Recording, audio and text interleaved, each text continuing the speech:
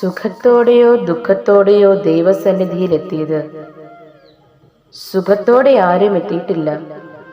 അഥവാ ശരീരസുഖമുണ്ടെങ്കിലും മനസ്സുഖത്തോടുകൂടി ആരും തന്നെ സമീപിച്ചിട്ടില്ല. ദുഃഖത്തിൽ ജനിച്ചു, ദുഃഖത്തിൽ ജീവിച്ചു. സുഖം തേടിയാണ് ഏവരും ജീവിക്കുന്നത്. ആത്മസുഖം കണ്ടെത്തിയാൽ ദൈവവാഴ്ച അതുതന്നെ, സ്വർഗവാഴ്ചയും അതുതന്നെ.